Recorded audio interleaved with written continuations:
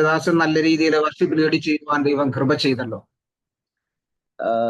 मैं जितने भी बार इस मंच पर वचन बोलने के लिए आया उसी दिन शायद अधिक से अधिक वक्त पास्टर बेबीचंद ही वर्शिप को लीड किया है. ഞാന് ഈ പ്ലാറ്റ്ഫോമിൽ എപ്പോഴെല്ലാം വചന ശുശ്രൂഷയ്ക്കായി കടന്നു വന്നിട്ടുണ്ടോ ആ സമയത്തെല്ലാം ബേബിച്ചാനാണ് ആരാധന ലീഡ് ചെയ്തിട്ടുള്ളത്. बहुत ही सुंदर आराधना और विशेष परमेश्वर के अभिषेक जो परमेश्वर बेबीचंद के ऊपर दिया है उसके लिए परमेश्वर का धन्यवाद. വളരെ നല്ല ആരാധനയായിരുന്നു. കർത്താവ് പ്രത്യേകമായ അഭിഷേകം കർത്താവിന്റെ ദാസന്റെ മേൽ ബേബിച്ചാന്റെ മേലെ ദൈവം പാർന്നിട്ടുണ്ട്. साथ साथ आप जैसे जानते हैं मेरे बेटी का शादी पिछले अगस्त 2 तारीख को केरल में हुआ. आप सभी ने प्रार्थना किया. बहुत ही सुंदर तरीके से उस शादी संपन्न होने के लिए प्रभु ने मदद की और मेरे बेटी और मेरे बेटी के परिवार के लिए आपकी प्रार्थना मैं आगे भी चाहता हूँ. അതുപോലെ നിങ്ങൾക്കറിയാം, കഴിഞ്ഞ ഓഗസ്റ്റ് 2-ാം തീയതി എന്റെ മകളുടെ വിവാഹം കേരളത്തിൽ വെച്ച് വളരെ ഭംഗിയായിട്ട് തന്നെ നടക്കുവാൻ ദൈവം കൃപ ചെയ്തു. തുടർന്നും അവരുടെ കുടുംബജീവിതത്തിനായി നിങ്ങളുടെ പ്രാർത്ഥനയെ ആവശ്യപ്പെടുന്നു. आगे के समय में परमेश्वर के वचन में चंद पल रहना चाहूंगा. തുടർന്നുള്ള സമയം നമുക്ക് ദൈവത്തിന്റെ വചനത്തിന് ശ്രദ്ധിക്കാം. हम लोग प्रतिदिन परमेश्वर का वचन इस जूम मीटिंग के द्वारा लगातार सुन रहे हैं. നമ്മൾ ഈ സൂം മീറ്റിംഗിൽ കൂടെ നിത്യവും ദൈവത്തിന്റെ വചനം കേട്ടുകൊണ്ടിരിക്കുകയാണ്. ये इस बात का प्रमाण है परमेश्वर का वचन चाहे कितना भी सुनाता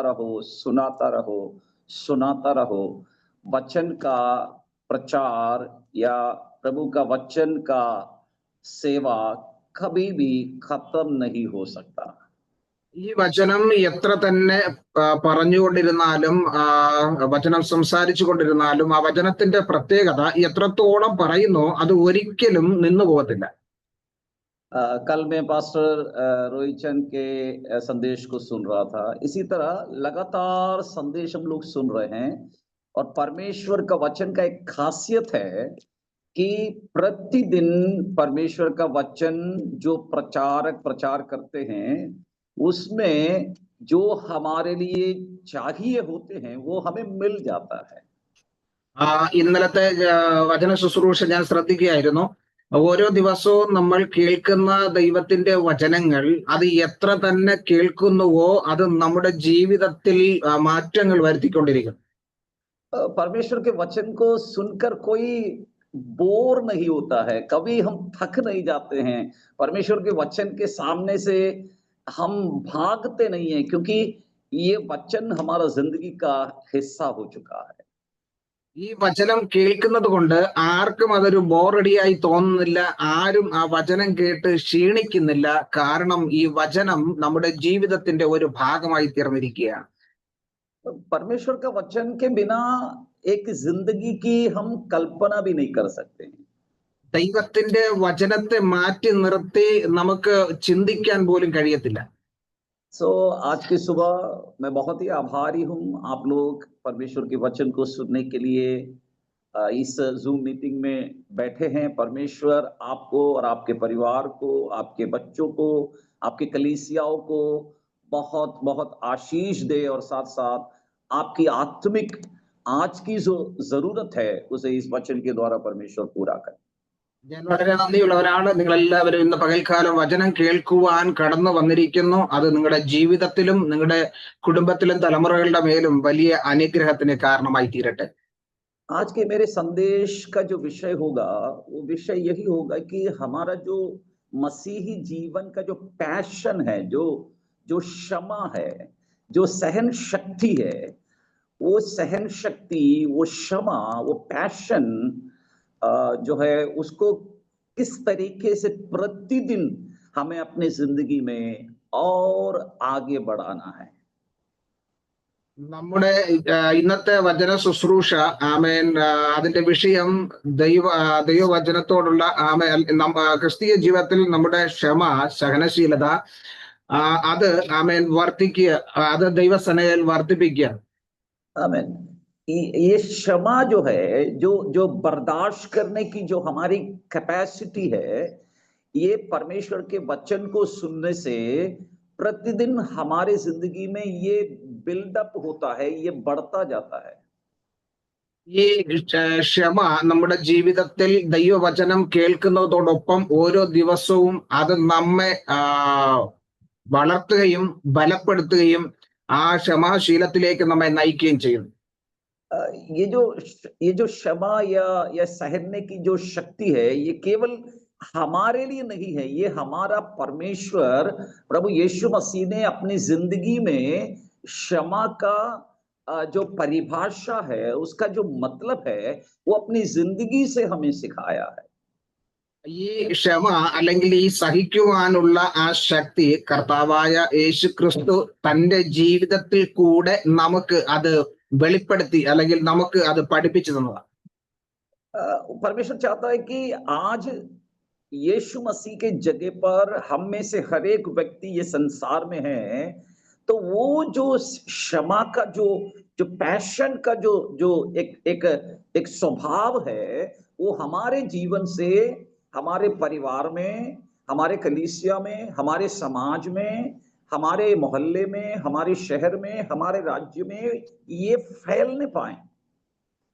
ദൈവം യേശു ക്രിസ്തുവിന്റെ സ്ഥാനത്ത് നമ്മെ ആക്കി വച്ചിരിക്കുന്നത് ഈ ക്ഷമയുടെ അല്ലെങ്കിൽ ഈ സഹിക്കുവാനുള്ള ഈ ശക്തി നമ്മൾ ഈ ലോകത്തിൽ, നമ്മുടെ കുടുംബത്തിൽ, നമ്മുടെ തലമുറകളിൽ, നമ്മുടെ ചുറ്റുപാടുകളിൽ, നമ്മുടെ ദേശത്തിൽ അത് പ്രകടിപ്പിക്കുകയും അത് നമ്മുടെ ജീവിതത്തിന്റെ അനുഭവമാക്കി തീർക്കുകയും ചെയ്യണം എന്നുള്ളതാണ് ദൈവം ആഗ്രഹിക്കുന്നത്. परमेश्वर इस बात को हमें याद दिलाना चाहता है कि हमारे अंदर जो क्षमा सहने की जो शक्ति है, उसका कोई तोड़ या उसका कोई जोड़ इस दुनिया में और कोई या किसी और में नहीं है।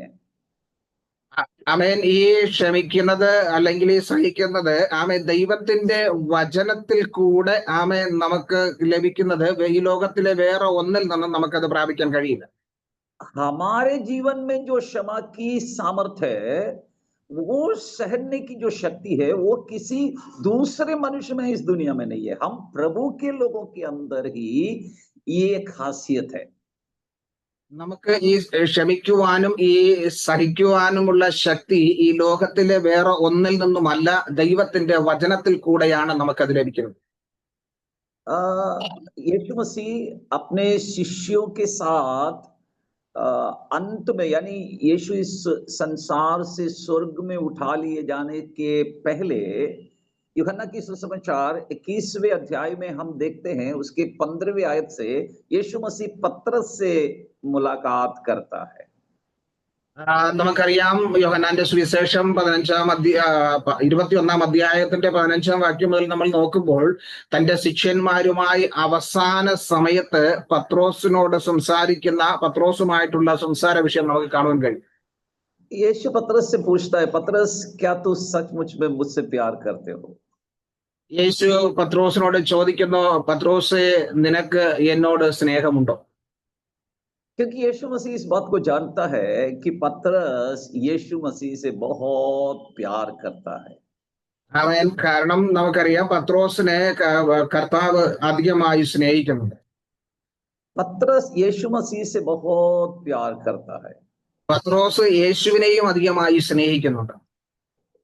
फिर भी पतरस की जिंदगी को हम देखें तो पतरस के जीवन में बहुत सारी गलतियां पतरस ने अपने जीवन में किया है, जिसका अक्सर हम लोग भी अपने संदेशों में उसको हम लोग उल्लेखित करते हैं, उसको हम बताने की प्रयास करते हैं। देखो पतरस ने कितना बड़ा गुनाह किया, कितना बड़ा गलती किया। നോക്കിയേ, പത്രോസ് തന്റെ ജീവിതത്തിൽ അനേകം തെറ്റുകൾ ചെയ്തിട്ടുണ്ട്. പക്ഷെ നമ്മളും പ്രസംഗ സമയത്ത് പ്രസംഗിക്കുമ്പോൾ നമ്മൾ അത് ചൂണ്ടിക്കാണിക്കാറുണ്ട്. നോക്കിയേ, പത്രോസ് എന്തുമാത്രം തെറ്റുകളാ ചെയ്തതെന്ന് നമ്മൾ തന്നെ എടുത്ത് ചൂണ്ടിക്കാണിക്കാറുണ്ട്. परंतु वो सारे गलतियां पतरस के जीवन में होने के बावजूद भी परमेश्वर का, प्रभु यीशु मसीह का जो प्रेम है पतरस के लिए, उसमें जरा भी कोई कमी नहीं हुआ है। എന്നാലും ഇത്രത്തോളം തെറ്റുകൾ പത്രോസിന്റെ ജീവിതത്തിൽ സംഭവിച്ചുവെങ്കിലും അവന്റെ ആമേൻ ആ തെറ്റുകളിന്മേൽ കർത്താവിന്റെ സ്നേഹത്തിന് ഒരല്പം പോലും മാറ്റം വന്നിട്ടില്ല. आज मुझे सुनने वालों से भी यही कहना चाहता हूं, हमसे गलतियां तो होते हैं, बिना गलती का एक जिंदगी का कल्पना भी हम नहीं कर सकते हैं। പ്രിയമുള്ളവരെ, ആമേൻ, നമ്മുടെ ജീവിതത്തിൽ തെറ്റുകൾ സംഭവിക്കാറുണ്ട്. തെറ്റുകൾ സംഭവിക്കാത്തതായിട്ട് ആരുമില്ല. നമ്മുടെ ജീവിതത്തിൽ അനേകം തെറ്റുകൾ കടന്നു വരാറുണ്ട്. बिना गलती किए एक जिंदगी का कल्पना भी नहीं कर सकते हैं, हम जी नहीं सकते हैं। हमसे तो गलतियां होती ही हैं, जब तक हम संसार में रहेंगे हमसे गलतियां होते रहेंगे। തെറ്റുകളൊന്നും സംഭവിക്കാത്ത ഒരു ജീവിതം നമുക്ക് ചിന്തിക്കാൻ കഴിയത്തില്ല. കാരണം നമ്മൾ ഈ ലോകത്തിലായിരിക്കുമ്പോൾ നമ്മുടെ ജീവിതത്തിൽ തെറ്റുകൾ സംഭവിക്കും. അത് സാധാരണമാണ്. അതെല്ലാവരുടെ ജീവിതത്തിലും തെറ്റുകുറ്റങ്ങൾ സംഭവിക്കാം. परंतु हमारे अंदर जब भी हम कोई गलती हमसे हो जाते हैं तो हम बड़ा बेचैन हो जाते हैं, हम बहुत परेशान हो जाते हैं, हम प्रभु के सामने फिर गिड़गिड़ाने लगते हैं और प्रभु के सामने रोने लगते हैं, प्रभु से कहने लगते हैं कि प्रभु मुझे क्षमा करो, मुझे माफ करो। क्योंकि हमारे अंदर जो परमेश्वर है, जो पवित्र आत्मा है, वो हमें अपने जीवन में जब भी कोई गलतियां हो जाते हैं, गलतियां होने के बाद में वो हमें काफी बेचैन करता है। എന്നാൽ നമ്മുടെ ജീവിതത്തിൽ തെറ്റുകൾ സംഭവിക്കുമ്പോൾ നമ്മൾ അസ്വസ്ഥരായി തീരുന്നു. നമ്മൾ ദൈവസന്നിധിയിൽ പെറുപെറുക്കുന്നു, ദൈവസന്നിധിയിൽ നമ്മൾ വിലപിക്കുന്നു, നമ്മുടെ തെറ്റുകൾ ഏറ്റുപറഞ്ഞ് ദൈവത്തോട് ക്ഷമ ചോദിക്കുന്നു. കാരണം നമ്മുടെ അകത്ത് തന്നിരിക്കുന്ന പരിശുദ്ധാത്മാവ് വളരെ അസ്വസ്ഥനായി തീരുന്നു. അതുകൊണ്ട് നമ്മൾ ദൈവസന്നിധിയിൽ നമ്മുടെ കുറ്റങ്ങളെ ഏറ്റുപറഞ്ഞ് പ്രാർത്ഥിക്കുന്നു. और सबसे बड़ी बात यह है, जब भी हम परमेश्वर से क्षमा याचना करते हैं ना, हर बार परमेश्वर ने हमें क्षमा किया है, हर बार क्षमा किया। എന്നാൽ നമ്മൾ ദൈവസന്നിധിയിൽ നമ്മുടെ കുറവുകളെ ഏറ്റുപറഞ്ഞ് പ്രാർത്ഥിക്കുമ്പോൾ ദൈവം ഓരോ പ്രാവശ്യവും നമ്മുടെ കുറവുകളെ ക്ഷമിക്കുന്നു, നമ്മുടെ പാപങ്ങളെ ക്ഷമിക്കുന്നു. परमेश्वर की जो क्षमा का जो सीमा है, जो उसकी जो लंबाई है, उसकी जो चौड़ाई है, उसका मैं और आप कल्पना भी नहीं कर सकते। അതെ, ദൈവം ക്ഷമിക്കുന്ന ആ ക്ഷമയുടെ നീളവും വീതിയും ഒന്നും നമുക്ക് ചിന്തിക്കുവാൻ പോലും കഴിയത്തില്ല. इसलिए यीशु मसीह कहता है कि सचमुच में ये संसार में हमें भी क्षमा या सहने की जो वास्तविकता है उसको हमें समझना होगा। അതുകൊണ്ടാണ് കർത്താവ് നമ്മോട് പറയുന്നത്, നമ്മുടെ ജീവിതത്തില് ഈ ക്ഷമിക്കുന്നതും സഹിക്കുന്നതുമായ വിഷയത്തിന്റെ യാഥാർത്ഥ്യം നാം മനസ്സിലാക്കണം. कई बार हम कहते हैं कि प्रभु बस मैं थक गया, मुझसे नहीं हो सकता, मैं कितना सह लूंगा, कब तक सह लूंगा, नो मुझसे नहीं हो सकता। इस तरीके से हम अपने आप में कमजोर होने लगते हैं। അനേകം പ്രാവശ്യം നമ്മൾ ദൈവത്തോട് പറയുന്നു, കർത്താവെ, ഞാൻ എത്രത്തോളം ക്ഷമിക്കും, എനിക്ക് ക്ഷമിക്കാൻ കഴിയുന്നില്ല, എനിക്ക് സഹിക്കാൻ കഴിയുന്നില്ല, ഞാൻ എത്രത്തോളം ഇത് സഹിക്കും അല്ലെങ്കിൽ ക്ഷമിക്കുമെന്ന് നമ്മൾ ദൈവത്തോട് പറഞ്ഞ് നമ്മളെ തന്നെ ബലഹീനരാക്കി തീർക്കുന്നു. परमेश्वर के वचन लूका के सुसमाचार 18वें अध्याय के 1 से लेकर जब आप 8वें वचन तक पढ़ेंगे, वहां पर यीशु मसीह ने एक दृष्टांत कहा है। ലൂക്കോസിന്റെ സുവിശേഷം 18-ാം അധ്യായത്തിന്റെ 1 മുതലുള്ള വാക്യങ്ങൾ നമ്മൾ വായിക്കുമ്പോൾ അവിടെ യേശു ഒരു ഉപമ പറഞ്ഞത് നമുക്കറിയാം. वो एक दृष्टांत है, वो एक घटना नहीं है, वो एक दृष्टांत है। मैं सोचता हूं ये जो दृष्टांत है ये आज के समय के लिए बहुत ही सूट करता है। ഇത് ഒരു ഉപമയാണ്, ഒരു സംഭവമാണ്. പക്ഷെ അത് ഇന്നത്തെ സമയത്തോടുകൂടെ ചിന്തിക്കുമ്പോൾ അത് ഏറ്റവും ഈ സമയവുമായി യോജിക്കുന്ന ഒരു ഉപമ അല്ലെങ്കിൽ ഒരു സംഭവമാണെന്ന് മനസ്സിലാക്കും. ये एक घटना नहीं है, ये एक घटना नहीं है, ये एक दृष्टांत है। ओके, एक दृष्टांत है। ये दृष्टांत आज के समय के लिए बहुत जमता है। ഇത് ഒരു ഉപമയാണ്. ഈ ഉപമ ഇന്നത്തെ സാഹചര്യവുമായി ഏറ്റവും അടുത്ത് നിൽക്കുന്നു, അല്ലെങ്കിൽ അതുമായിട്ട് തുലനം ചെയ്യുവാൻ കഴിയും. यहाँ पर हम लोग अक्सर इस वचन को पढ़ते हैं, इसलिए मैं उस भाग को पूरा पढ़ने के लिए समय लेना नहीं चाहता हूं। मैं चाहता हूं कि आप लोग खुद इसे कितने बार पढ़े होंगे, एक बार और आप पर्सनली पढ़िएगा और परमेश्वर इस दृष्टांत के द्वारा हमारे जो सहने की जो कैपेसिटी है उसको और बढ़ाना चाहता है। ഈ വാക്യം, ഇതെല്ലാ വാക്യങ്ങളും ഞാനിപ്പോൾ വായിക്കാൻ ആഗ്രഹിക്കുന്നില്ല. എന്നാൽ നിങ്ങൾ ഇത് എത്ര പ്രാവശ്യം വായിച്ചിട്ടുണ്ട് അറിയത്തില്ല. എന്നാൽ ഇനിയും നിങ്ങൾ അതിനെ കുറച്ചുകൂടെ ആഴത്തിൽ അത് വായിച്ച് മനസ്സിലാക്കുക. കാരണം ഇവിടെ ഈ സഹിക്കാനുള്ള ശക്തി അത് എത്രത്തോളം ഉണ്ടെന്ന് വ്യക്തമായിട്ട് ഇവിടെ വെളിപ്പെടുത്തുന്നു. उस 18 अध्याय का 3रा वचन में देखिए, उसी नगर में एक विधवा भी रहती थी जो उसके पास आकर कहा करती थी, मेरा न्याय चुकाकर मुझे मुद्दई से बचाओ। അതിന്റെ ലൂക്കോസിന്റെ സുവിശേഷം 18-ാം അധ്യായം അതിന്റെ 3-ാം വാക്യത്തിൽ നമ്മൾ ഇങ്ങനെ വായിക്കുന്നു, ആ പട്ടണത്തിൽ ഒരു വിധവയും ഉണ്ടായിരുന്നു. അവൾ അവന്റെ അടുക്കൽ ചെന്ന് എന്റെ പ്രതിയോഗിയോട് പ്രതിക്രിയ നടത്തി രക്ഷിക്കണമേ എന്ന് പറഞ്ഞു. इस दृष्टांत को देखिएगा, यीशु मसीह कह रहा है उसी नगर में, जिस नगर में एक अधर्मी न्यायाधीश रहता है, उसी शहर में, उसी नगर में एक विधवा भी रहती है। वो विधवा इस न्यायाधीश के पास जाती है अपनी समस्या को लेकर, और वो उस न्यायाधीश, अधर्मी न्यायाधीश से कहता है मेरी सहायता करो। ഇവിടെ നമ്മൾ കാണുന്നത് ആ പട്ടണം എന്ന് പറയുമ്പോൾ അവിടെ ഒരു നീതിയും ന്യായവും ചെയ്യാത്ത, അല്ലെങ്കിൽ ദൈവത്തെ ഭയമില്ലാത്ത ഒരു ന്യായാധിപൻ ഉണ്ടായിരുന്നു. ആ പട്ടണത്തിലാണ് ഈ വിധവയും ഉണ്ടായിരുന്നത്.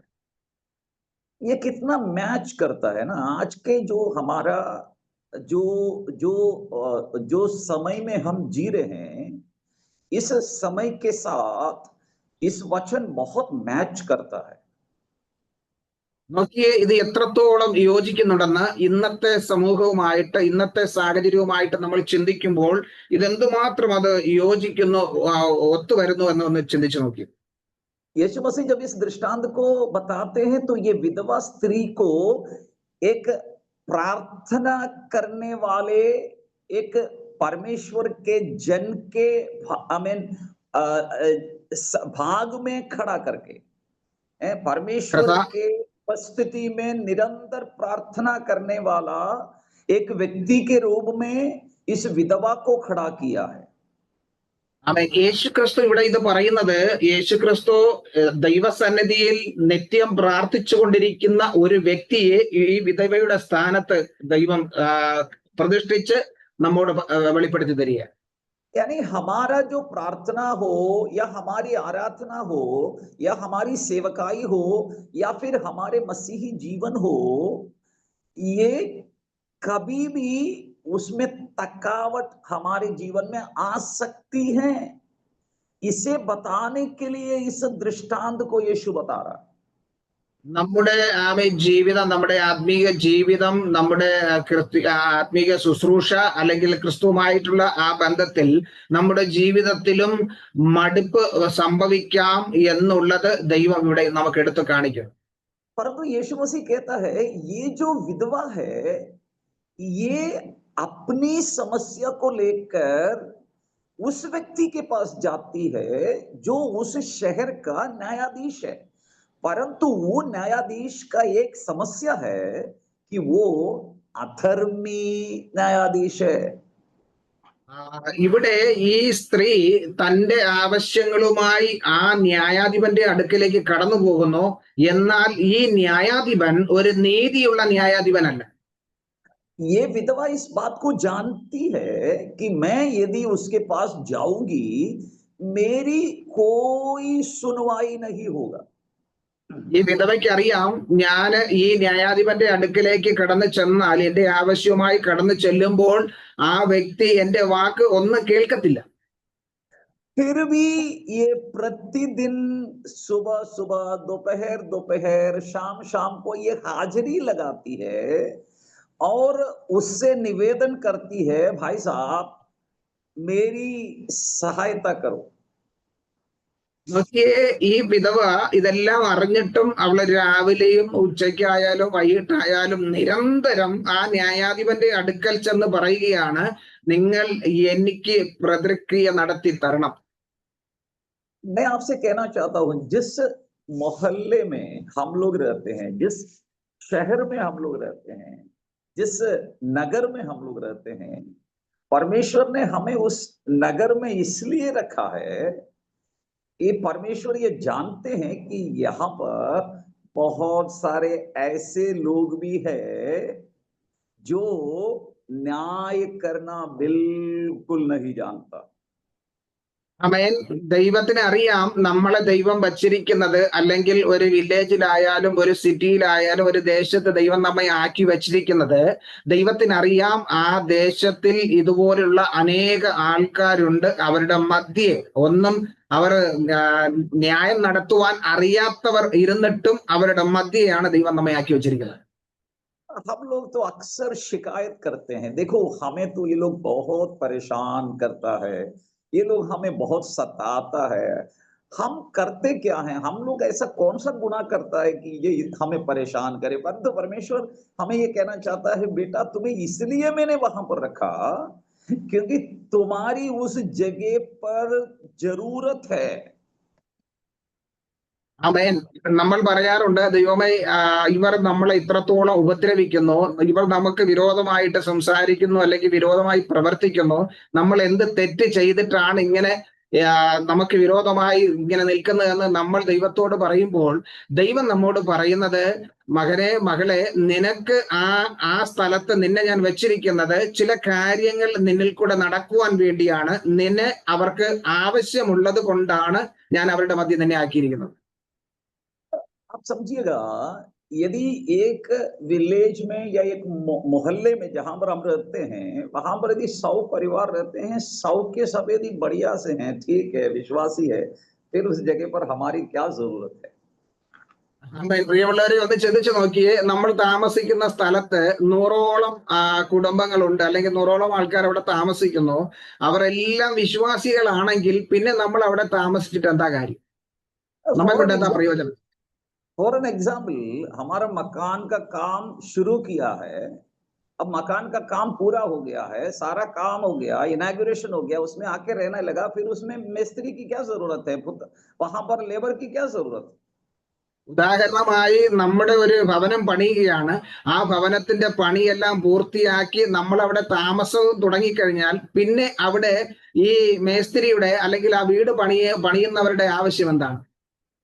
उसी तरह परमेश्वर जिस जगह पर हमें रखा है, वहां पर मेरी और आपके जिंदगी का जो जिम्मेदारी है वो इस विधवा स्त्री की तरह है कि बिना थके, बिना कुड़कुड़ाए, बिना निराश हुए, बिना हताश हुए, प्रतिदिन हमें अपनों के लिए, अपने मोहल्ले के लिए, अपने शहर के लिए, अपने राज्य के लिए परमेश्वर से प्रार्थना करने का एक बहुत बड़ा कर्तव्य परमेश्वर हमें दिया है। നമ്മെ ആ സ്ഥലത്ത് ആക്കി വച്ചിരിക്കുന്നതിന്റെ ഉദ്ദേശം, ഈ വിധവയായ സ്ത്രീയെ പോലെ അവൾ നിത്യം ആ ന്യായാധിപന്റെ അടുക്കൽ ചെന്ന് സംസാരിക്കുന്നത് പോലെ നമ്മൾ നമ്മുടെ ദേശത്തിന് വേണ്ടി, നമ്മുടെ ചുറ്റുപാടുകൾ, നമ്മളായിരിക്കുന്ന സ്ഥലത്തിന് വേണ്ടി, അല്ലെങ്കിൽ ആ ചുറ്റുപാടുകൾക്ക് വേണ്ടി ദിനവും ദൈവസന്നിധിയിൽ ചെന്ന് അപേക്ഷിക്കുക, പ്രാർത്ഥിക്കുക. അതിലേക്ക് വേണ്ടിയാണ് ദൈവം നമ്മെ ആക്കി വച്ചിരിക്കുന്നത്. अक्सर हम लोग क्या करते हैं, किसी ना किसी एक विषय को लेकर 1 दिन 2 दिन 10 बार, 1 महीना 10 महीना उसके पीछे जाते हैं, उसके बाद हम लोग बोलते हैं, अरे तो ये तो काम होना नहीं है, ये आदमी तो हमारा काम करेगा नहीं, बेकार में मैं अपने समय को खर्च कर रहा हूं। इस तरह हम मतलब परेशान हो जाते हैं, हम नेगेटिव बोलने लगते हैं, हम निराश होने लगते हैं और हम थक जाते हैं। എന്നാൽ നമ്മൾ എന്താണ് ചെയ്യുന്നത്? നമ്മൾ ചില ദിവസങ്ങളോ ആഴ്ചകളോ മാസങ്ങളോ ആമേൻ ഇങ്ങനെ ചെന്ന് പറഞ്ഞിട്ട് നമ്മൾ അല്ലെങ്കിൽ പ്രാർത്ഥിച്ചിട്ട് നമ്മൾ പറയുന്നത് ഇനി ആമേൻ ഇവിടെ ഒന്നും സംഭവിക്കത്തില്ല, ഇനി ഇതിന് ആമേൻ ഒരു രക്ഷയുമില്ല, ഇനി നമ്മൾ ഇത് തുടർന്നിട്ട് കാര്യമില്ല എന്ന് പറഞ്ഞ് നമ്മൾ പിന്മാറുകയും ചെയ്യണം. ये स्त्री को देखिए, ये प्रतिदिन उस व्यक्ति के पास जाती है, ये जानते हुए भी वो नहीं करेगा। वचन में क्या लिखा है? ये मनुष्य एक दिन, ये अधर्मी न्यायाधीश एक दिन क्या कह रहा है? ये स्त्री ने तो मेरे नाक में दम कर दिया, ये स्त्री ആമേൻ ने तो मेरे नाक में दम कर दिया, मैं तो सुबह सुबह जब भी अपने दरवाजा खोलता हूं ये खड़ी है। ആമേൻ ഇവിടെ ഈ സ്ത്രീ നിരന്തരം ഒരു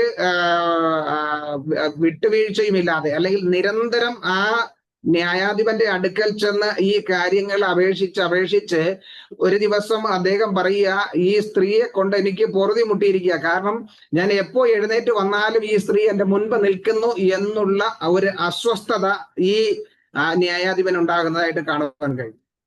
ये जो न्यायाधीश है ये दुष्ट है, ये अधर्मी है, ये खुद ये बात को जानता है कि मैं इतना बुरा होने के बावजूद भी, मैं इतना दुष्ट होने के बावजूद भी, मैं इतना बेकार होने के बावजूद भी, ये स्त्री ये जानते हुए भी मैं इसका काम नहीं करूंगा, फिर भी ये मुझे छोड़ नहीं रही।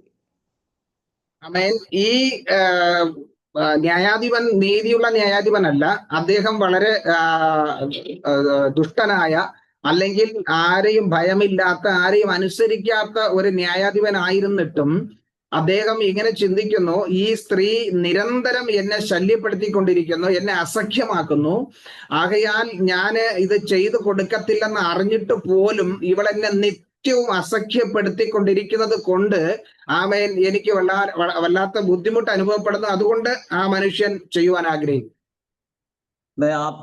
मुझे सुनने वालों से आज के सुबह कहना चाहता हूं, आपके प्रार्थना, आपका मन का दर्द, आपका वेदना मेरा परमेश्वर जानता है। എന്റെ പ്രിയമുള്ളവരെ, ആമേൻ നിങ്ങളുടെ ഹൃദയത്തിന്റെ വേദന, നിങ്ങളുടെ പ്രാർത്ഥന, നിങ്ങളുടെ ഹൃദയത്തിന്റെ അവസ്ഥ അതെല്ലാം വ്യക്തമായിട്ട് ദൈവം അറിയുന്നു.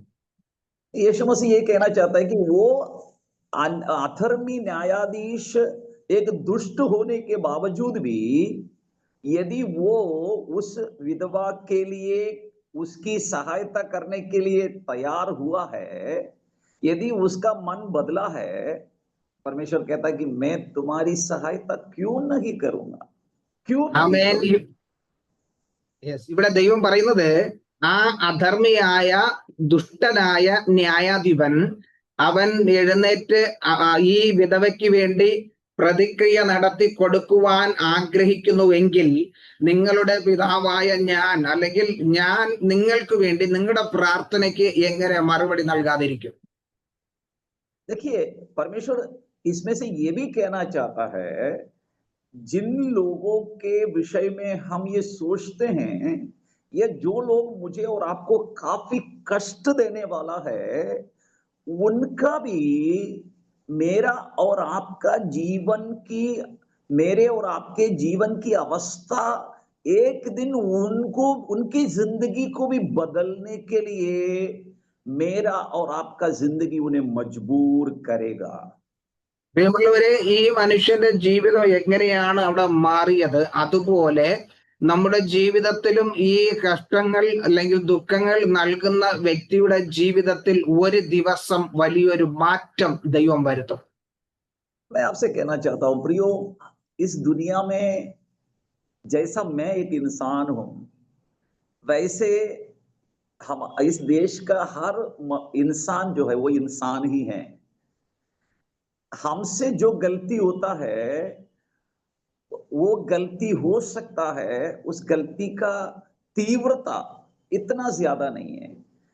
दूसरा व्यक्ति जो मेरी जैसा वो भी इंसान है, वो प्रभु को नहीं जानता है, इसलिए वो जो गलती करता है उसकी गलती की तीव्रता बहुत ज्यादा होगा। പ്രിയമുള്ളവരെ, നമ്മുടെ നമ്മുടെ ജീവിതത്തിലും തെറ്റ് സംഭവിക്കുന്നു. എന്നെ പോലെ തന്നെ ബാക്കിയുള്ളവരും മനുഷ്യരാകയാൽ എന്റെ ജീവിതത്തിൽ സംഭവിക്കുന്ന തെറ്റിന്റെ ആഴം അല്ലെങ്കിൽ അതിന്റെ തീവ്രത ചിലപ്പോൾ കുറവായിരിക്കാം. എന്നാൽ ദൈവത്തെ അറിയാത്തൊരു വ്യക്തിയുടെ തെറ്റിന്റെ ആഴം, അതിന്റെ തീവ്രത വളരെ വലുതുമായിരിക്കാം. जैसे परमेश्वर मेरे और हमारे जिंदगी को बचाया, जैसे हमारे जीवन में बदलाव लाया, ये हमें मानना होगा कि एक दिन उनके जीवन में भी वही होना है जो मेरे साथ हुआ है। ആമേൻ. എന്റെ ജീവിതത്തിൽ ഇപ്പോൾ സംഭവിച്ചതുപോലെ എന്നെ ദൈവം മാറ്റിയെടുത്തു, അല്ലെങ്കിൽ നമ്മെ ദൈവം രക്ഷിച്ചതുപോലെ തന്നെ ദൈവം അവരെയും ഒരു ദിവസം രക്ഷിച്ചെടുക്കും. इसलिए किसी के बारे में हमारे मन में कोई क्रोध या गुस्सा या घृणा या नफरत या कड़वाहट किसी भी मनुष्य के लिए हमारे मन में ना हो, भले वो हमारे हिसाब से हमारे साथ व्यवहार करने वाला ना भी हो। ആമേൻ. നമ്മൾ ഒരിക്കലും മറ്റുള്ളവരെ കുറിച്ച് നമ്മുടെ ഹൃദയത്തിൽ ഈർഷ്യയോ വൈരാഗ്യമോ പിണക്കമോ അവരെക്കുറിച്ച് മോശമായിട്ടൊരു ചിന്ത നമ്മുടെ ജീവിതത്തിൽ വയ്ക്കാൻ പാടില്ല.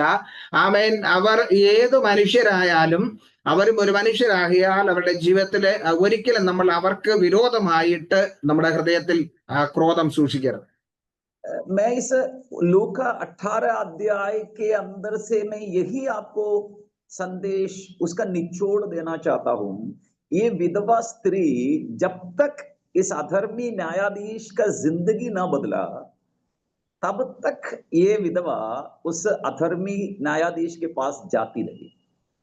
നോക്കിയേ, ഈ ലൂക്കോസ് 18 അധ്യായത്തിലുള്ള ഈ വിഷയത്തിലെ കുറിച്ച് തന്നെ നമ്മൾ ചിന്തിക്കുമ്പോൾ, ഈ വിധവയായ സ്ത്രീ, ഈ ന്യായാധിപൻ എത്രത്തോളം അവന്റെ ജീവിതത്തിൽ മാറ്റം സംഭവിക്കുന്നില്ലയോ അതുവരെയും അവൾ അത് പൊയ്ക്കൊണ്ടിരുന്നു, അവൾ അത് പറഞ്ഞുകൊണ്ടിരുന്നു, ആ മാറ്റം സംഭവിക്കുന്നത് വരെയും. मैं आपको बताना चाहता हूं, ये विधवा जो है, ये अपनी समस्या के समाधान के लिए ही मात्र इस न्यायाधीश के पास नहीं जा रही है। ये विधवा के अंदर एक ये ख्याल है कि ये दुष्ट का, इस दुष्ट अधर्मी का जिंदगी बदल जाए और इसके ऊपर जो लेबल चिपका हुआ है अधर्मी न्यायाधीश, ये लेबल इसके ऊपर से हट जाए। നോക്കിയേ, കേവലം ഈ വിധവയായ സ്ത്രീ തന്റെ ആവശ്യങ്ങളെ പറഞ്ഞ് ആവശ്യങ്ങളെ സാധിപ്പിച്ചെടുക്കുക എന്നുള്ള ഒരു ലക്ഷ്യം മാത്രമല്ല, ഈ ന്യായാധിപന്റെ മേൽ ചാർത്തപ്പെട്ടിരിക്കുന്ന ഒരു പേരുണ്ട്. അധർമ്മി അല്ല, നീതിമാനല്ലാത്ത ദുഷ്ടനായ ഒരു ന്യായാധിപൻ എന്നുള്ള ഒരു ലേബലുണ്ട്. ആ ലേബൽ വരെ അവൾ അത് മാറ്റിയെടുക്കുന്നത് കാണാം. ये जो दृष्टांत यीशु मसीह इस बाइबल के अंदर ले आने के लिए, ले आने का यीशु मसीह का जो मकसद है, उसे आज सुबह मुझे और आपको समझना होगा। ആമേൻ. ഈ ഉപമ കർത്താവായ യേശു ക്രിസ്തു ഈ വചനത്തിൽ കൂടെ അല്ലെങ്കിൽ ബൈബിളിൽ കൊണ്ടുവന്ന് നമ്മെ മനസ്സിലാക്കിക്കുവാനുള്ള ദൈവത്തിന്റെ ഉദ്ദേശം നമ്മൾ മനസ്സിലാക്കണം. मैंने जैसे कहा, उसी नगर में वो विधवा रहती है जिस नगर में ये अधर्मी न्यायाधीश भी रहती है। ഇവിടെ കാണുന്നത് ആ പട്ടണത്തിൽ ഒരു വിധവയുണ്ടായിരുന്നു. ഏത് പട്ടണത്തിൽ ചോദിച്ചാൽ ഈ നീതിമാനല്ലാത്ത ദുഷ്ടനായ ന്യായാധിപൻ ഉണ്ടായിരുന്ന പട്ടണത്തിൽ. इसका मतलब क्लियर है ना, हमारा, हम जहां पर रहते हैं वहां पर जो कुछ हम लोग देख रहे हैं ये होगा, ये होगा, परंतु हमारा जिंदगी का मकसद ये हो कि हमारा काम हो जाए, ये तो ठीक है, ये होना चाहिए, मगर साथ साथ सामने वाले का जिंदगी बदल जाए। ആമേൻ. ഇവിടെ നമ്മൾ ശ്രദ്ധിച്ചേ, നമ്മൾ താമസിക്കുന്ന ദേശത്തിൽ ഇങ്ങനെയുള്ള ആൾക്കാരുണ്ട്. അത് നമ്മുടെ ആവശ്യങ്ങൾ നേടിയെടുക്കുന്നത് ശരിയാ, വെറും നമ്മുടെ ആവശ്യങ്ങൾ മാത്രം നേടിയെടുക്കുക എന്നുള്ളതല്ല ലക്ഷ്യം. ആ വ്യക്തിയെ കൂടെ ഒന്ന് മാറ്റിയെടുക്കുന്നതായിരിക്കണം നമ്മുടെ ലക്ഷ്യം. आमेन। मैं इतना बोलकर उस भाग को छोड़ना चाहता हूं। ഞാൻ ഇത് പറഞ്ഞ് ആ ഭാഗം വിടുവാൻ ആഗ്രഹിക്കുക. मैं आपको यही बताने के लिए उस भाग को पढ़ा कि हमारा जो सहने की जो हमारी क्षमता है, उस सहने की जो हमारी कैपेसिटी है, उसको प्रतिदिन हमें उस कष्ट को सहने की तीव्रता को हमें बढ़ाना है। നമ്മുടെ ജീവിതത്തിൽ ഈ സഹിക്കുവാനുള്ള ശക്തി അല്ലെങ്കിൽ സഹിക്കുവാനുള്ളതായ ആമേൻ ആ തീവ്രത, അതിന്റെ ആഴം ദിവസവും നമ്മളത് വർദ്ധിപ്പിക്കണം. नॉर्मली हम लोग तो अपने परेशानी का अंत को देखना चाहता है, हमारा परेशानी खत्म हो जाए, सब ठीक हो जाए, सब बढ़िया हो जाए, यही होते हैं नॉर्मली हमारा सोच। സാധാരണമായി നമ്മൾ ചിന്തിക്കുന്നത് നമ്മുടെ ഈ പ്രശ്നങ്ങൾക്ക് ഒരു സമാപ്തി വരണം, ഇതിൽ നിന്ന് നമുക്കൊരു വിടുതൽ വേണമെന്ന് മാത്രമാണ് നമ്മൾ ചിന്തിക്കുന്നത്. अच्छी बात है, होगा, परंतु यीशु मसीह कहता है कि तुम्हें अपनी परेशानी के अंत के लिए अपनी जो सहने की जो शक्ति है उसको तुम्हें बढ़ाना होगा। तुम्हें अपने कष्ट को सहने की तुम्हारी जो क्षमता है उसको बढ़ाना होगा। और दूसरा, हमारा मकसद केवल हमारा काम हो जाए ये नहीं, सामने वाला जिससे हम अधिक पीड़ित है उसका जीवन भी बचाया जाना है। ആമേൻ. ആ ലഭിക്കുന്നതെല്ലാം നല്ലത് തന്നെ, എന്നാൽ നമ്മുടെ ജീവിതത്തിൽ നമുക്ക് ലഭിക്കുന്നത് നല്ലത് തന്നെ. പക്ഷെ നമ്മുടെ ആ സഹിക്കുവാനുള്ള ശക്തി, ആ ക്ഷമാശീലം, അത് നമ്മുടെ ജീവിതത്തിൽ വർദ്ധിച്ചു വരണം. നമുക്ക് അതിൽ നിന്നും അത് പ്രാപിച്ചെടുക്കണം. അതോടൊപ്പം തന്നെ നമ്മെ ബുദ്ധിമുട്ടുന്ന നമ്മുടെ കഷ്ടങ്ങളിൽ നമുക്ക് മുന്നേറി വരുന്നതോടൊപ്പം തന്നെ നമ്മെ ബുദ്ധിമുട്ടിക്കുന്ന, നമ്മെ പ്രതികൂലത്തിലാക്കുന്ന അല്ലെങ്കിൽ നമുക്ക് ദോഷം വരുത്തുന്ന ആ വ്യക്തിയുടെ ജീവിതത്തിലും ഒരു മാറ്റം സംഭവിക്കണം. ये जो है ना, ये बदलाव एक पॉजिटिव सोच के साथ हमें आगे बढ़ना होगा, तभी ये संभव होगा। ആമേൻ. ഈ വിഷയം നമ്മൾ ആ വ്യക്തിയുടെ ആ ചിന്തയുമായിട്ട് നമ്മൾ മുന്നേറുമ്പോഴായിരിക്കും അവിടെ നമുക്ക് മാറ്റം കാണാൻ കഴിയും. और दूसरी बात, यीशु मसीह के पास शिष्य, यीशु के चेले आकर के एक बार ये पता करता है, ये प्रश्न करता है कि प्रभु, हम कितने बार, एक दिन हमें कितने बार एक दूसरे को बर्दाश्त करना है, एक दूसरे को माफ करना है, कितने बार क्षमा करना है। ഈ വിഷയവുമായിട്ട് ശിഷ്യന്മാർ യേശുവിന്റെ അടുക്കൽ വന്നൊരിക്കൽ ചോദിക്കാനിടയായി, കർത്താവേ, ഞങ്ങൾ എത്ര പ്രാവശ്യം ക്ഷമിക്കണം? वो कहते, क्या यीशु मसीह आपके कथन के अनुसार 7 बार यदि किसी व्यक्ति मेरे सामने कोई ऐसा व्यवहार करें, 7 बार मैं क्षमा करूं, ठीक है? യേശുവിനോട് അവർ ചോദിക്കുന്നത്, കർത്താവെ, അങ്ങ് പഠിപ്പിക്കുന്നതനുസരിച്ച് അല്ലെങ്കിൽ അങ്ങ് ഈ ഞങ്ങളെ മനസ്സിലാക്കിപ്പിക്കുന്നതനുസരിച്ച് ഞങ്ങൾക്ക് വിരോധമായി നിൽക്കുന്ന വ്യക്തിയോട് ഞങ്ങൾ എത്ര പ്രാവശ്യം, 7 പ്രാവശ്യം ക്ഷമിച്ചാൽ മതിയോ എന്ന് ചോദിക്കും. यीशु मसीह कहता है, अच्छी बात है, तुम 7 बार क्षमा करो, तुम्हें 7 बार क्षमा करना चाहिए। उसका मतलब ये नहीं कि 8वें बार जब तुम्हारे सामने कोई ऐसा विषय आए तो फिर तुम उसका विरोध करो। യേശു പറഞ്ഞു, ശരി, നിങ്ങൾ 7 പ്രാവശ്യം ക്ഷമിക്കുന്നല്ലോ, ഈ 7 പ്രാവശ്യം ക്ഷമിച്ചു കഴിഞ്ഞിട്ട് പിന്നെ നിങ്ങൾ അവർക്ക് വിരോധമായി നിൽക്കണം എന്നല്ല യേശു പറഞ്ഞു.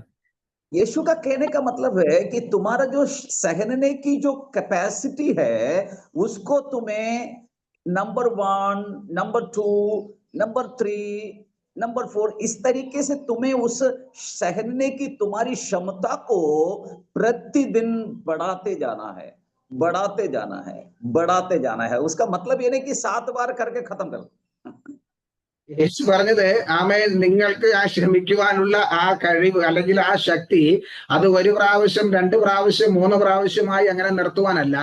അതിന്റെ ആഴം പിന്നെയും നിങ്ങൾ അത് വർദ്ധിക്കണം. നിങ്ങൾക്ക് ക്ഷമിക്കുവാനുള്ള ആ ക്ഷമാശീലം ഓരോ ദിവസവും വർദ്ധിച്ചു വരണമെന്ന കർത്താവ് പറഞ്ഞു.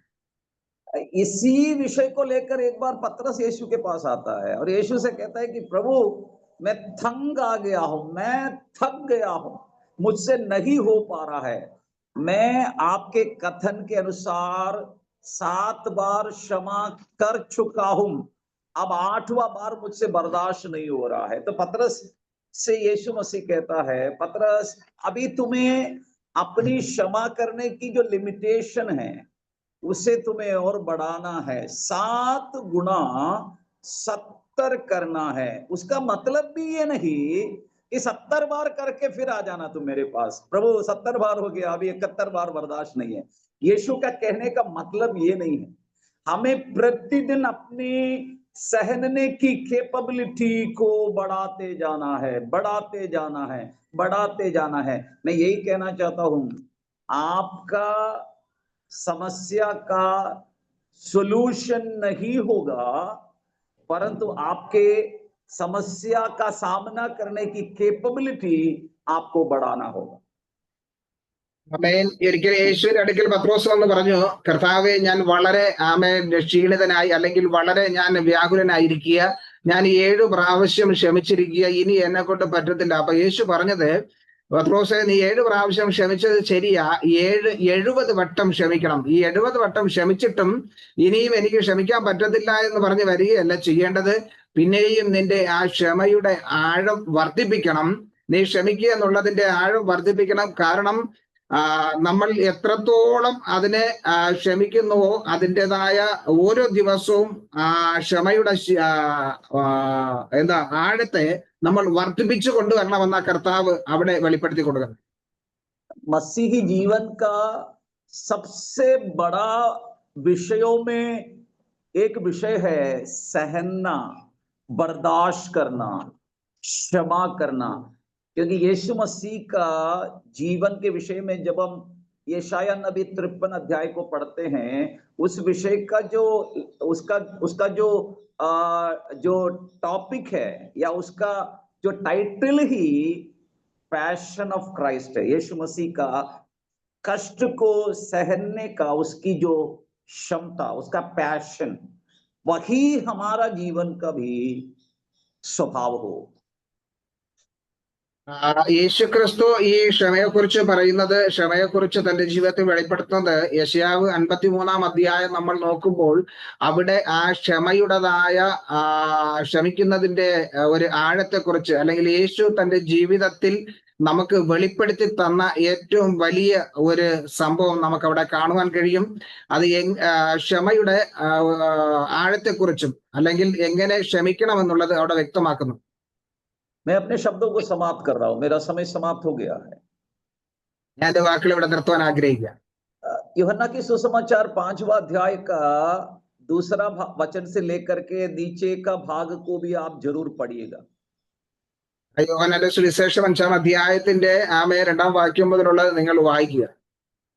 वहां पर एक मनुष्य का जो क्षमा का जो जो सीमा है, उसका एक बहुत बड़ा घटना, वो दृष्टांत नहीं है, वो एक घटना है। वो घटना वहां पर यीशु मसीह ने बताया। യോഹന്നാൻ 5-ാം അധ്യായത്തിൽ നമ്മൾ കാണുന്നത് ഒരു മനുഷ്യന്റെ സഹിക്കുവാനുള്ള, അവനെ ക്ഷമിക്കുവാനുള്ള ആ സഹനശീലത, അല്ലെങ്കിൽ അതിന്റെ ക്ഷമിക്കാനുള്ള അതിനെക്കുറിച്ച് യേശു പറയുന്നത് ഒരു ദൃഷ്ടാന്തം അല്ലെങ്കിൽ ഒരു ഉപമയല്ല, നടന്ന ഒരു സംഭവമാണ് അവിടെ വെളിപ്പെടുത്തുന്നത്. ആ മനുഷ്യന്റെ ജീവിതത്തിൽ അവൻ ക്ഷമിച്ചതിനെ കുറിച്ച് അല്ലെങ്കിൽ സഹിച്ചതിനെ കുറിച്ച്. लूका का सुसमाचार 18 अध्याय में वो विधवा न्यायाधीश के पास आती और जाती रही, आती और जाती रही, आती और जाती रही। जैसे हम लोग चर्च में जाते हैं, आते हैं, प्रार्थना में जाते हैं, आते हैं। परंतु यहाँ पर ये यूहन्ना की सुसमाचार 5वां अध्याय में यहाँ पर एक बंदा है, वो आ गया परंतु वापस नहीं गया। उसके अंदर की जो कैपेसिटी है बर्दाश्त करने की, सहने की, उसका कोई जोड़ नहीं है, उसका कोई तोड़ नहीं है। ലൂക്കോസിന്റെ സുവിശേഷം 18-ാം അധ്യായത്തിൽ നമ്മൾ കാണുന്നത് ഈ വിധവ ന്യായാധിപന്റെ അടുക്കൽ വന്നും പോയി നിൽക്കുന്ന ഒരു അവസ്ഥയെ കാണുന്നത്. പക്ഷെ യോഹന്നാന്റെ സുവിശേഷം 5-ാം അധ്യായത്തിൽ ഈ വ്യക്തി അവിടെ വന്നിട്ട് തിരിച്ചു മടങ്ങിപ്പോയതായിട്ട് നമുക്ക് കാണില്ല. ഈ വ്യക്തിയുടെ ഉള്ളിലുള്ള ആ സഹിക്കുവാനുള്ള ആ ശക്തി അത് ആർക്കും തകർക്കുവാൻ കഴിഞ്ഞിട്ടില്ല. एक दिन, 2 दिन, 10 दिन, 20 दिन, 1 साल, 2 साल, 20 साल, 25 साल, 30 साल वचन में लिखा है। इसके बारे में सोचकर तो हंसी आता है। ये बंदा जो है 38 साल से यहाँ पर बैठा हुआ है। 38 साल से इसका समस्या का समाधान नहीं हुआ। आप और मैं इसका कल्पना भी कर सकते हैं। ഈ യോഹന്നാന്റെ സുവിശേഷം 5-ാം അധ്യായത്തിൽ നമ്മൾ കാണുന്ന വ്യക്തി ഒരു ദിവസമോ 2 ദിവസമോ 1-2 മാസങ്ങളോ വർഷങ്ങളോ അല്ല, നിരന്തരം 38 വർഷങ്ങൾ താൻ അവിടെ തന്നെ തന്റെ ജീവിതത്തിന്റെ വിടുതലിന് വേണ്ടി തന്റെ ആവശ്യം നേടിയെടുക്കുവാൻ 38 വർഷം തന്നെ അവിടെ ഇരുന്നതായിട്ട് കാണാൻ കഴിയും. നമുക്ക് അതിനെക്കുറിച്ച് ചിന്തിച്ചാൽ മനസ്സിലാവും. हम लोग इसके बारे में सोच भी नहीं सकता। हम तो प्रचार तो करते हैं, 38 साल से ये बैठा है, 38 साल से बैठा है, प्रचार तो करते हैं, परंतु इसका जो जो जो जो एक पैशन है, इसका जो बर्दाश्त करने की जो जो क्षमता है, वो उसको तो सल्यूट करना चाहिए। നമ്മൾ ഇതിനെക്കുറിച്ച് പ്രസംഗിക്കാറുണ്ട്, പക്ഷെ നമുക്ക് ഒരിക്കലും അത് ചെയ്യുവാൻ കഴിയത്തില്ല. ഈ മനുഷ്യന്റെ വിടുതലിന് വേണ്ടി തന്റെ ആ ക്ഷമാശീലം അല്ലെങ്കിൽ തനിക്ക് ക്ഷമിക്കുവാനുള്ള ആ സഹിക്കുവാനുള്ള കഴിവിനെ നമ്മൾ ആദരിച്ചേ മതിയാവും. ये मनुष्य एक बात अपने मन में, एक बात अपने हृदय में ये संचय करता है कि इतने लंबे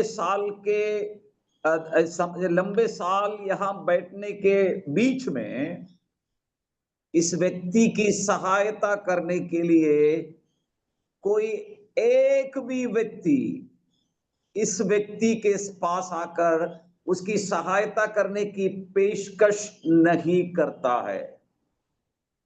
ഈ വ്യക്തിയെ കുറിച്ച് നമ്മൾ നോക്കുമ്പോൾ ഇവൻ ഇത്രയും നീണ്ട വർഷങ്ങൾ തന്റെ ആവശ്യം നേടിയെടുക്കുവാൻ തന്റെ വിടുതലിന് വേണ്ടി ഇരിക്കുമ്പോൾ ഇത്രയും വർഷമായിട്ട് ഒരു വ്യക്തി പോലും തന്നെ സഹായിക്കുവാൻ അവിടെ കടന്നു വന്നിട്ടില്ല. ये भी मेरे और आपके अनेक सवाल का एक जवाब है। എന്റെ നിങ്ങളുടെ ജീവിതത്തിലുള്ള അനേക ചോദ്യങ്ങൾക്കുള്ള ഒരു ഉത്തരമാണിത്. नो कंप्लेंट, ഒരു കംപ്ലൈന്റും ഇല്ല. वो वहीं पर बैठा हुआ है, उसे कोई शिकायत नहीं, कोई उसकी सहायता करने के लिए नहीं आता है। उसी जगह पर इस बंदा बैठा हुआ है और कई बार कई लोग एक से अधिक बार उसी जगह पर आया, अपनों को लेकर आया, चंगा होकर चला गया, दूसरों को भी लेके आया, परंतु इस व्यक्ति यहां पर बैठा हुआ है, कोई भी आज तक नहीं मिला जो इसके पास जाकर ये पेशकश करें कि भाई साहब मैंने 10 बार इधर आया, आप तब हर बार यहां पर आप बैठे हुए हैं, कोई मदद करूं, कोई भी नहीं आया। നോക്കിയേ, ഈ വ്യക്തിയെ കുറിച്ചൊന്ന് ചിന്തിച്ചേ. അവൻ അവിടെ ഇരുന്നിട്ട് ഇത്രയും വർഷത്തിനുള്ളിൽ അനേകം ആൾക്കാർ അവിടെ കടന്നു വരികയും സൗഖ്യമാകുകയും പോവുകയും ചെയ്തിട്ടുണ്ട്. അനേകർ മറ്റുള്ളവരെ കൊണ്ടുവന്ന് സൗഖ്യപ്പെടുത്തിയിട്ടുണ്ട്. ഒന്നിലധികം പ്രാവശ്യം ആൾക്കാരെ കൊണ്ടുവന്ന് സൗഖ്യം പ്രാപിച്ച് വിടുതൽ പ്രാപിച്ച് പോയിട്ടുണ്ട്. ഇവന് ആരോടും ഒരു പരാതി പറയുവാൻ പോലും ഇല്ലാതെ ഇരിക്കുമ്പോൾ ഇവനോട് അതിൽ ഒരു വ്യക്തി പോലും വന്ന്, അല്ലയോ സഹോദര, എത്രയോ പ്രാവശ്യം ഞാനിവിടെ വന്നിട്ട് പോയി, നിങ്ങളെ ഒന്ന് സഹായിക്കട്ടോ എന്ന് ചോദിക്കുവാൻ പോലും ഒരു മനുഷ്യനും ഇല്ലാത്ത ഒരു അവസ്ഥയിൽ ഇരിക്കുന്ന വ്യക്തി.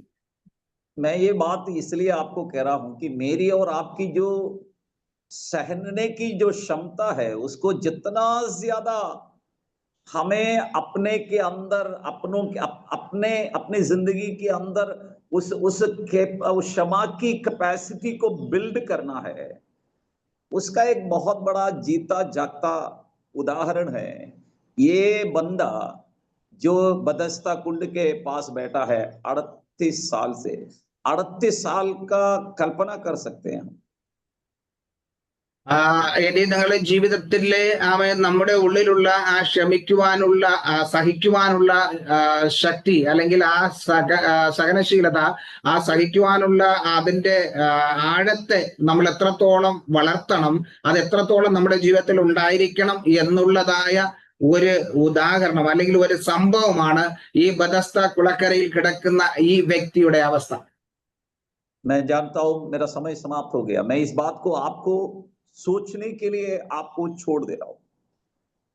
എനിക്കറിയാം എന്റെ സമയം ഇവിടെ തീർന്നു, എന്നാൽ ഈ വിഷയത്തെ നിങ്ങൾക്ക് ഒന്ന് ചിന്തിക്കുവാനായി നിങ്ങളെ ഏൽപ്പിക്കുക. 38 साल हो गया। 38 വർഷങ്ങളായി. एक दिन में कई बार स्वर्गदूत उस कुंड में उतरता है, कई लोग उस कुंड में उतरकर चंगा हो जाता है। ഒരു പ്രാവശ്യം തന്നെ ഒരു ദിവസം അനേകം പ്രാവശ്യം സ്വർഗത്തിൽ നിന്നും ദൂതൻ ഇറങ്ങി ആ വെള്ളത്തിൽ കലക്കുമ്പോൾ അതിൽ അനേകർ കടന്നു വന്ന് സൗഖ്യം പ്രാപിച്ചു മടങ്ങിപ്പോകുന്നു. परंतु एक बात यीशु मसीह को मालूम हो गया। ഒരു കാര്യം യേശുവിന് മനസ്സിലായി. ये 38 साल से बैठा हुआ ये लंगड़ा कभी भी इस पानी में कूद कर चंगा नहीं हो सकता। ഈ 38 വർഷം കൊണ്ട് ഈ കരയിൽ കിടക്കുന്ന ഈ വ്യക്തി ഒരു പ്രാവശ്യം പോലും ഈ കുളത്തിൽ ഇറങ്ങി സൗഖ്യം പ്രാപിപ്പാൻ അവന് കഴിയത്തില്ല. हो सकता है कई बार ये बंदा पानी में गिर गया होगा। അനേക പ്രാവശ്യം ഇവൻ അതിലേക്ക് വീഴുന്നിട്ടുണ്ടാകാം. हो सकता है क्योंकि पानी हिलता है तो नॉर्मली लोग कूदते हैं। വെള്ളം കലക്കുമ്പോൾ സാധാരണ അതിൽ ആൾക്കാര് ചാടാറുണ്ട്. परंतु एक कंडीशन वहां पर जो सबसे पहले उसमें कूदेगा वही ठीक होगा। എന്നാൽ അതിലെ ഒരു കണ്ടീഷൻ ഇതാണ്, ആദ്യം ആ കുളത്തിൽ ഇറങ്ങുന്ന വ്യക്തിക്ക് മാത്രമേ സൗഖ്യം ലഭിക്കത്തുള്ളൂ. तो यीशु को एक बात मालूम हो गया, ये बंदा ये कुंड के अंदर उतर के कभी नहीं चंगा होगा। യേശുവിന് മനസ്സിലായി ഈ വ്യക്തി ഒരിക്കലും ഈ കുളത്തിൽ ഇറങ്ങി അവൻ സൗഖ്യം പ്രാപിക്കാൻ കഴിയത്തില്ല. इसलिए यीशु मसीह एक बार कुंड में उतरने का प्रोग्राम कैंसिल करके यीशु कुंड में ना उतर के सीधे 38 साल के उस आखिरी दिन में इस लंगड़े के पास आके खड़ा हो गया। അവൻ ഈ കുളത്തിൽ ഇറങ്ങി സൗഖ്യം പ്രാപിക്കുന്നതിനെ ആ സിസ്റ്റം യേശു മാറ്റി നിർത്തിയിട്ട് ഈ 38 വർഷം കൊണ്ട് അവിടെ കിടക്കുന്ന വ്യക്തിയുടെ ആ 38 വർഷത്തിന്റെ അവസാനം കർത്താവ് അവന്റെ അടുക്കൽ എത്തിച്ചേർന്നു. फॉर एन एग्जाम्पल 5 बार समझ लीजिए, 5 बार कुंड हिलता है। ഒന്ന് ചിന്തിച്ചു നോക്കിയ, ഉദാഹരണമായി 5 പ്രാവശ്യം ആ കുളം കലങ്ങുന്നുണ്ട്. आज के दिन 4 बार ही वो कुंड हिला है। ഇന്ന് 4 പ്രാവശ്യമേ വെള്ളം കലങ്ങിയിട്ടുള്ളൂ. 5वां बार जो हिलना था वो वहां पर यीशु हिलाने नहीं गया, डायरेक्ट यीशु इस 38 साल से बैठा हुआ बंदे के पास आकर खड़ा हुआ। 5ാമത്തെ പ്രാവശ്യം ആ കുളത്തിൽ കലക്കുവാൻ വേണ്ടി യേശു അനുവദിച്ചില്ല. എന്നാൽ യേശു നേരെ ഈ 38 വർഷം കൊണ്ട് അതിന്റെ കരയിൽ കിടക്കുന്ന ആ രോഗിയുടെ അടുക്കിലേക്കാണ് യേശു പോയത്. यीशु उसके पास आकर पहले बार यीशु उससे बात करता। യേശു അവന്റെ അടുക്കൽ വന്ന് ആദ്യമായിട്ട് അവനോട് സംസാരിക്കുക. ये बंदा पहले बार किसी व्यक्ति इस बंदे के पास आकर बात करते हुए देखता है। ഈ വ്യക്തിയും ആദ്യമായിട്ടാണ് തന്റെ അടുക്കൽ വന്ന ഒരു മനുഷ്യൻ ഇങ്ങനെ സംസാരിക്കുന്നത് കാണുന്നത്. वो भी बड़ा अचंभित था। അവനും അത്ഭുതപ്പെട്ട് നിൽക്കുക. परंतु एक बात उसको समझ में आ गया। എന്നാൽ അവനൊരു കാര്യം മനസ്സിലായി, ये यीशु ही हो सकता है, यीशु के अलावा कोई और नहीं हो सकता। ഇത് യേശു തന്നെ ആയിരിക്കാം, കാരണം യേശു അല്ലാതെ വേറെ ആരും എന്റെ അടുക്കിലേക്ക് വരത്തില്ല. यहाँ पर कोई भी इंसान तो ये नहीं है, ये तो पक्का है, ये इंसान तो है नहीं। ഇവിടെ ഇത് സാധാരണ മനുഷ്യരാരും അല്ല, ഒരു മനുഷ്യരും എന്റെ അടുക്കൽ വരാറില്ല, ഇത് സാധാരണ ഒരു മനുഷ്യനല്ല. ये यीशु ही मेरे पास आया। യേശു, കേവലം യേശു മാത്രമേ എന്റെ അടുക്കൽ വരാൻ കഴിയൂ. पहले बार उसने अपने मुंह खोला, ആദ്യമായിട്ട് അവൻ അവന്റെ വായി തുറന്നു, अपना कंप्लेंट बोलने लगा। തന്റെ കംപ്ലൈന്റ് എല്ലാം അവിടെ പറയാനിടയാ, പരാതികളെല്ലാം പറഞ്ഞു. यीशुवे, उसने बोला യേശുവേ,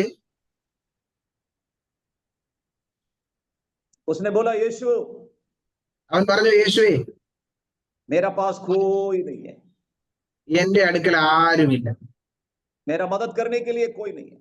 എന്നെ സഹായിക്കാൻ ആരുമില്ല.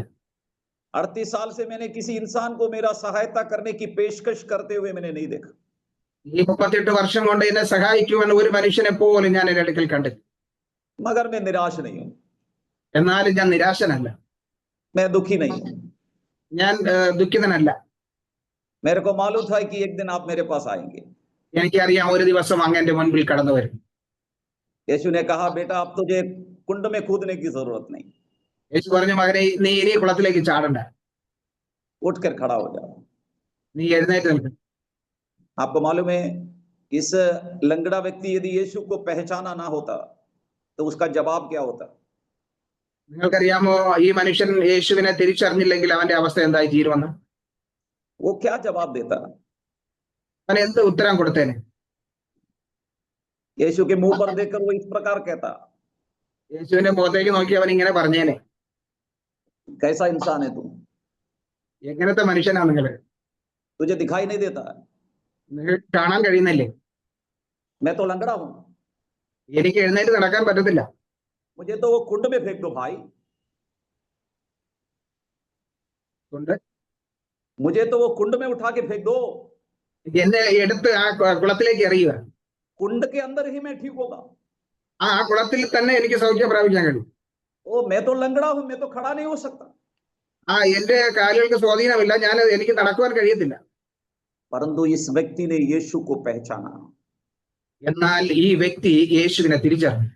ओ यीशु को पहचानने के कारण जैसे ही यीशु ने उससे कहा, तुरंत वो उठकर खड़ा हुआ। അവൻ യേശുവിനെ തിരിച്ചറിഞ്ഞതിനാൽ യേശു അവനോട് പറഞ്ഞപ്പോൾ അവൻ പെട്ടെന്ന് തന്നെ അവിടെ നിന്നും ചാടി എഴുന്നേറ്റു. यीशु से कोई प्रश्न नहीं पूछा। യേശുവിനോട് അവൻ ചോദ്യങ്ങളൊന്നും ചോദിച്ചില്ല. 38 साल से तुम कहां था यीशु, ये प्रश्न नहीं पूछा। 38 വർഷം കൊണ്ട് യേശു നീ എവിടെയായിരുന്നു അവൻ ചോദിച്ചില്ല. मुझे इतना कष्ट क्यों दिया यीशु, ये नहीं पूछा। അവൻ ഇങ്ങനെ ചോദിച്ചില്ല, കർത്താവ് എനിക്ക് ഇത്രയും കഷ്ടങ്ങൾ എന്തിനു എന്റെ ജീവിതത്തിൽ തന്നു എന്ന് അവൻ ചോദിച്ചില്ല. मैं तो इतना प्रार्थना किया, मैंने इतना दुआ किया, मैंने इतना उपवास किया, मैं सुबह इतना घंटा तेरे सामने बैठा रहा, मैं तो यहां से हिला ही नहीं, परंतु आप कहां गया, कोई शिकायत नहीं। ഞാൻ എത്രയോ ദിവസങ്ങൾ ഉപവസിച്ചു, പ്രാർത്ഥിച്ചു, രാവിലെ എത്രയോ മണിക്കൂർ ഞാൻ ഇവിടെ ഇരുന്നു, എത്രയോ പ്രാർത്ഥിച്ചു, ഇതെല്ലാം ചെയ്തിട്ടും നീ എവിടെ ആയിരുന്നു എന്ന് ഒരു ചോദ്യം പോലും അവൻ ചോദിച്ചില്ല. No complaint. ഒരു പരാതിയുണ്ട്. प्रियो, यही है हमारा जीवन में, परमेश्वर यही चाहता है कि हम अपनी जिंदगी में जितना सह सकता है, हमारा कैपेबिलिटी, हमारी जो सहने की जो कैपेसिटी है, उसका क्षमता को कितना बढ़ा सकता है, यही परमेश्वर मेरे और आपके जीवन से चाहता है। പ്രിയമുള്ളവരെ, കർത്താവ് നമ്മളിൽ നിന്ന് ഇതാണ് ആഗ്രഹിക്കുന്നത്. നമുക്ക് എത്രത്തോളം സഹിക്കുവാൻ കഴിയും, നമ്മുടെ സഹിക്കുവാനുള്ള ആ സഹനശക്തി എത്രത്തോളം വലുതാണ്, എത്രത്തോളം അത് ആഴമാണ്, അതാ കർത്താവ് നമ്മളിൽ നിന്നും ആഗ്രഹിക്കുന്നു. लूका 18 विधवा को जवाब मिल गया। ലൂക്കോസ് 18 ആമേൻ വിധവയ്ക്ക് കൊടുത്ത ഉത്തരം. यूहन्ना 5वें अध्याय में 38 साल का लंगड़ा ठीक हो गया। യോഹന്നാൻ 5-ാം അധ്യായത്തില് 38 വർഷങ്ങളായി കിടന്ന മനുഷ്യൻ സൗഖ്യം പ്രാപിച്ചു. ये सब बड़े आसानी से नहीं पाया, ഇതെല്ലാം നിസാരമായി പ്രാപിച്ചെടുത്തതല്ല, बड़े आसानी से नहीं प्राप्त किया, നിസാരമായിട്ട് അത് പ്രാപിച്ചെടുത്തതൊന്നുമല്ല, बहुत कीमत चुकाया, വളരെ വില കൊടുത്തു വാങ്ങിയത്, बहुत कीमत चुकाया, വളരെ വില കൊടുത്തു വാങ്ങിയത്, पूरा जिंदगी लगा दी। ജീവിതം മൊത്തം അതിലേക്ക് വേണ്ടി കൊടുത്തു. मैं अपने सुनने वालों से यही कहना चाहता हूँ, എന്നെ കേൾക്കുന്ന പ്രിയമുള്ളവരോട് ഞാനിത് പറയുന്നു, निराश मत हो, നിരാശരാകരുത്, हताश मत हो, തളർന്നു പോകരുത്. परमेश्वर आपके साथ है, ദൈവം നിങ്ങളോട് കൂടെയുണ്ട്, परमेश्वर आपकी सहायता करेगा, ദൈവം നിങ്ങളെ സഹായിക്കും. परमेश्वर आपके चेहरे पर खुशी, रौनक, हंसी जरूर लाएगा। നിങ്ങളുടെ മുഖത്തുള്ള കരച്ചില് മാറ്റി സന്തോഷവും ആനന്ദവും നിങ്ങളുടെ മുഖത്ത് ദൈവം നൽകും. आपके बच्चों का भविष्य सुंदर होगा, നിങ്ങളുടെ മക്കളുടെ ഭാവിയെല്ലാം ഭംഗിയായി തീരും. आपका भी घर बन जाएगा, നിങ്ങളുടെയും ഭവനം പണിയപ്പെടും. आपके कलीसिया की बढ़ोतरी होगा, നിങ്ങളുടെ സഭയിൽ വളർച്ചയുണ്ടാകും. आपके कलीसिया में संख्या बढ़ेगा, നിങ്ങളുടെ സഭയിലെ ആൾക്കാരുടെ എണ്ണം പെരുകും. आपके जीवन में दान और वरदानों से परमेश्वर भरेगा.